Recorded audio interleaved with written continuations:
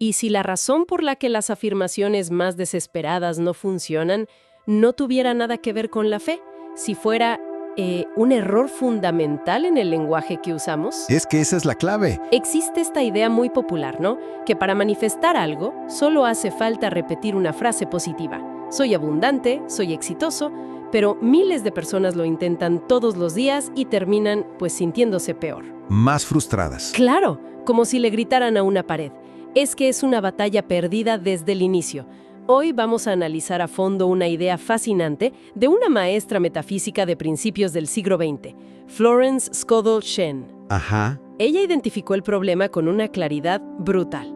Mientras tu voluntad intenta afirmar «soy abundante», hay un saboteador interno, tu propia mente consciente, que con su lógica, con sus miedos, te grita al oído «no es cierto, mira tu cuenta bancaria». Claro. Recuerda tus deudas. Exacto.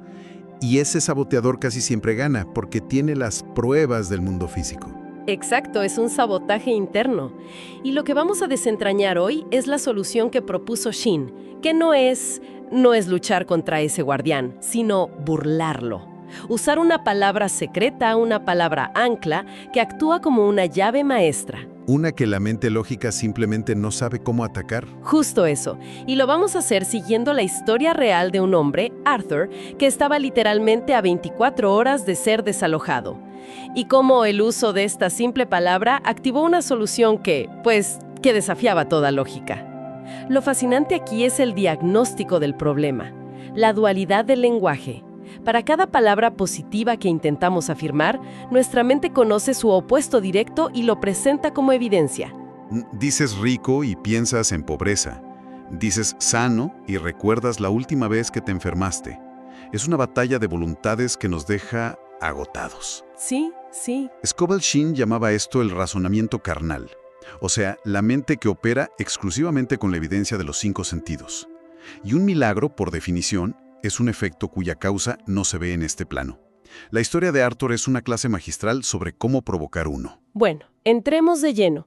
Conozcamos a Arthur. Estamos en Nueva York. Es un hombre de negocios al que todo le ha salido mal. Su empresa quebró, sus ahorros se esfumaron. Se quedó sin nada. Sin nada. Y en este momento tiene en sus manos un aviso final de desalojo. El plazo vence mañana. Tiene exactamente 24 horas para conseguir el dinero o va a estar en la calle. Y es clave entender su estado mental. No es que no lo hubiera intentado. Llevaba semanas repitiendo afirmaciones de prosperidad, pero se sentía como un farsante. Claro, el eco de sus deudas era mucho más fuerte que sus palabras. Ya había agotado todas las vías lógicas. Pidió prestado, fue a bancos. Ya no quedaba ninguna solución humana visible. Espera, entonces la idea es que sus propias oraciones de ayuda, sus afirmaciones, ¿estaban en realidad empeorando las cosas? ¿Cómo es eso posible? Suena totalmente contraintuitivo. Porque sus oraciones estaban envenenadas por la duda. Él rezaba, Dios, necesito el dinero para mañana, pero inmediatamente su intelecto respondía con una pregunta, ¿y de dónde va a salir?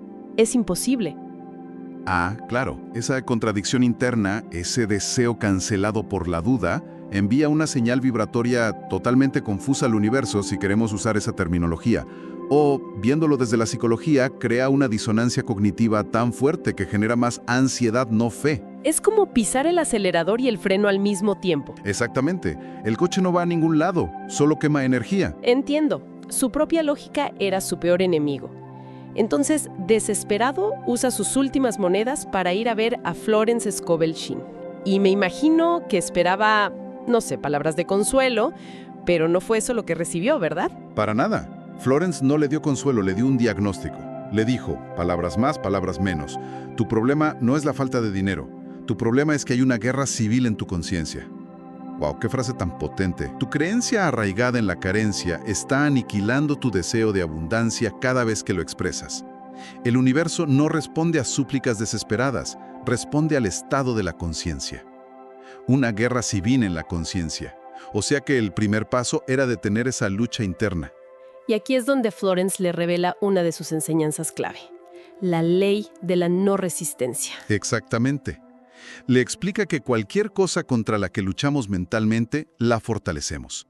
Si luchas contra el pensamiento «no tengo dinero», lo único que haces es enfocar toda tu energía en la idea de «no tengo dinero». Claro, lo haces más grande. El esfuerzo mental por creer es, paradójicamente, la señal más clara de que no crees. La metáfora que ella usaba es increíble.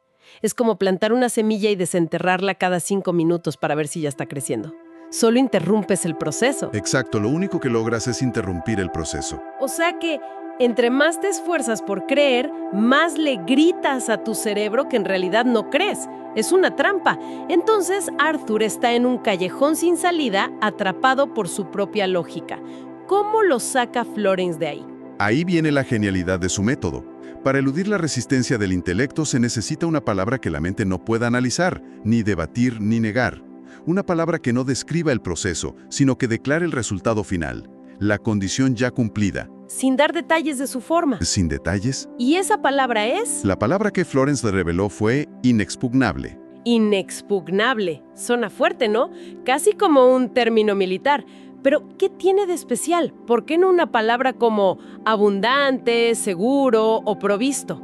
Ah, muy buena pregunta. Porque esas palabras tienen un opuesto claro que la mente puede usar para contraatacar.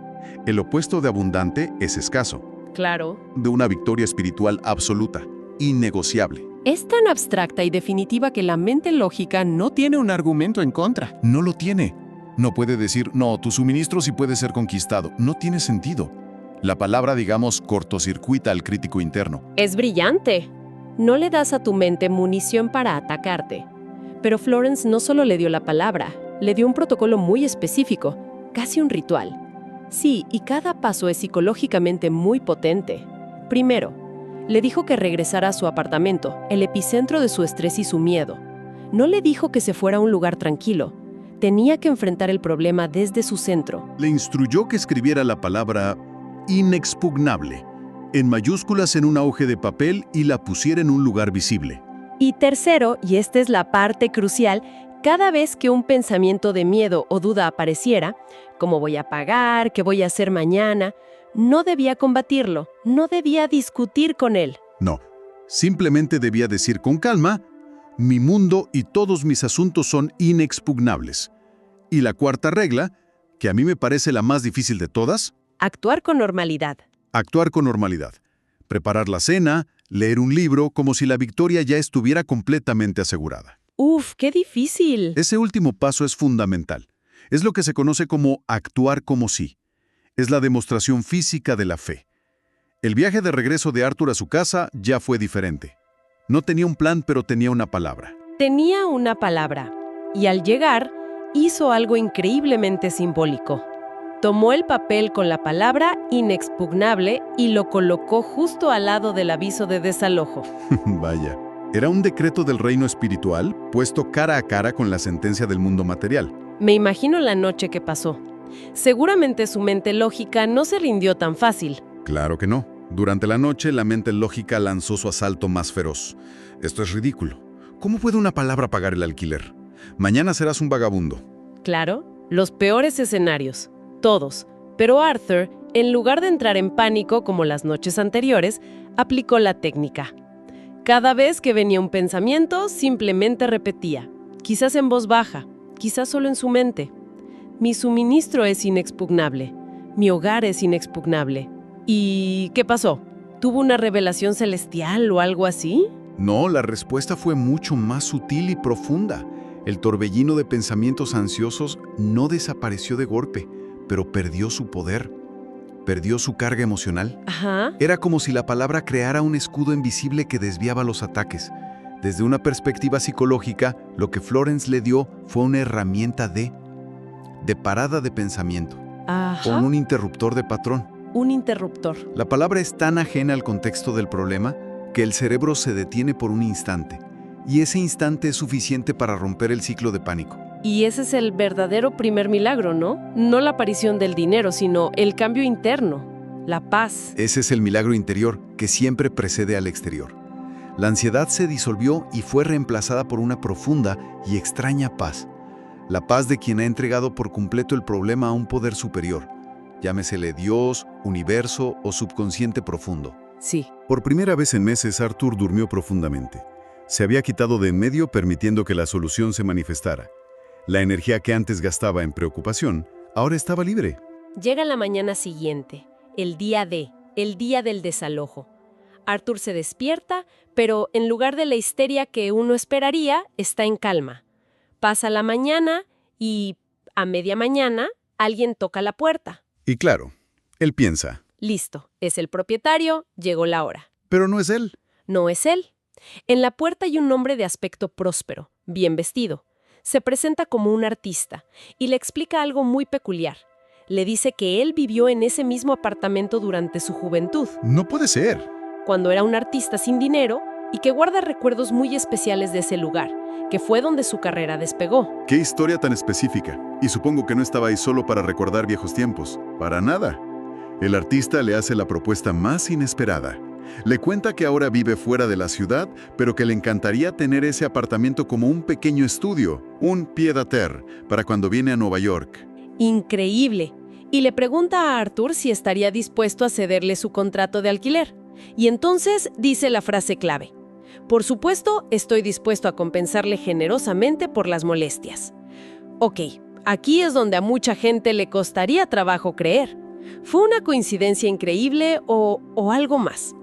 ¿Cómo se conecta el estado mental de calma de Arthur con la llegada de este artista con esta necesidad tan específica? Es la pregunta del millón. Desde el punto de vista de Scovel Shinn, es simple. El artista era un agente del canal divino. Una vez que Arthur alineó su vibración con la fe y la paz, la mente infinita, que conoce todas las posibles soluciones, activó a la persona perfecta para entregarle su bien. Entiendo. El artista, siguiendo su propio impulso nostálgico, se convirtió en una pieza del rompecabezas sin siquiera saberlo. Y desde una perspectiva un poco más psicológica, ¿hay alguna forma de entenderlo? Quizás podríamos decir que, al alcanzar un estado de calma, Arthur dejó de proyectar una energía de desesperación y necesidad, que a menudo repele la ayuda. Se volvió más abierto, más receptivo, o simplemente que el campo de las posibilidades siempre contiene soluciones que nuestra mente lógica, enfocada en el problema, no puede ver. Al soltar el control y el pánico, se abrió a esa posibilidad. Se abrió a una de esas posibilidades que ya existía, pero que era invisible para él. Arthur, todavía asombrado, le pregunta al artista cuál es la suma que tenía en mente como compensación, y el hombre menciona una cifra. Y aquí es donde la historia se vuelve casi matemática. La precisión es escalofriante. La suma que el artista ofreció no era una cifra aleatoria. Era exactamente el total de la deuda que Arthur tenía con el propietario. Exactamente. Más una cantidad adicional suficiente para cubrir varios meses de alquiler en un lugar nuevo y tener un pequeño capital para empezar de nuevo. Ni $1 más, ni $1 menos. La solución perfecta. Híjole. Cuando el propietario llegó una hora después, con cara de pocos amigos y listo para ejecutar el desalojo, se encontró con un Arthur completamente transformado que le entregó un cheque por la totalidad de la deuda. Me imagino la cara del propietario. Una victoria que no se ganó luchando, sino rindiéndose. Rindiéndose no a la derrota, sino a una inteligencia superior. Ok, la historia de Arthur es impresionante. Pero, ¿cómo aplicamos esto a problemas que no son tan de vida o muerte o tan cinematográficos? Digamos, la ansiedad crónica por una presentación en el trabajo. El principio es exactamente el mismo. El primer paso es identificar el área de ansiedad. Tomemos el ejemplo de la salud. Mucha gente afirma estoy sano, mientras su cuerpo le grita de dolor. La mente lógica dice mentira. Es la misma batalla de Arthur. La misma. En lugar de eso, se declara el estado final y divino de esa situación como inexpugnable. Por ejemplo, mi vitalidad divina es inexpugnable. Siento la diferencia. Estoy sano puede ser discutido por los síntomas. Mi vitalidad divina es inexpugnable. Es una declaración sobre una esencia, no sobre una condición temporal. Exacto. No le das a la mente un punto de comparación. Es una verdad espiritual que está más allá de la evidencia física. Y cada vez que aparece un pensamiento de duda o un síntoma que asusta, en lugar de luchar contra él, usas la declaración como un escudo. Mi vitalidad divina es inexpugnable. Con calma. Desvías el ataque sin entrar en batalla. Justo. Y luego, Actúas como si esa vitalidad fuera tu verdad, dentro de lo que sea posible. A ver, hagamos otro ejercicio. Si el problema es el síndrome del impostor en el trabajo, esa sensación de no ser suficiente, de que van a descubrir que hay un fraude, en lugar de decir soy el mejor en mi trabajo, lo cual sonaría a una mentira total, Sí, claro. podría ser algo como mi valor profesional y mi contribución son inexpugnables. Perfecto. Es exactamente eso. Porque no estás diciendo que eres el mejor, lo cual es comparable y subjetivo. Estás declarando que tu valor intrínseco, tu derecho divino a estar ahí y a contribuir, no puede ser asaltado ni disminuido. Ni por la opinión de otros, ni por mis propias dudas. Exacto. Le quitas el cómo, el cuándo y la comparación de la ecuación. Solo declaras el estado final y verdadero. Estás cambiando el campo de batalla, de uno material y lógico a uno espiritual, donde las reglas son diferentes. No reside en forzar las cosas afuera, sino en ganar una batalla de lenguaje dentro de nuestra propia mente. Sí. Durante demasiado tiempo, hemos permitido que el miedo y la duda ocupen ese espacio sagrado con sus argumentos lógicos, y nuestra realidad lo ha reflejado. Hoy hemos explorado una llave para reclamar ese territorio. Y esto me deja con una pregunta importante para reflexionar. La historia de Arthur muestra una solución que llegó de una fuente completamente inesperada. Él estaba enfocado en los canales lógicos, el casero, los bancos, los amigos. Claro. La respuesta vino de un completo extraño con una motivación totalmente personal. Esto nos hace preguntarnos, ¿en cuántas áreas de nuestra vida estamos tan obsesionados mirando la puerta principal, esperando que la solución llegue por ahí, que sin darnos cuenta cerramos la persiana a las infinitas posibilidades, a menudo más elegantes y sorprendentes, que ya están preparadas y que intentan tocarnos en la ventana del costado?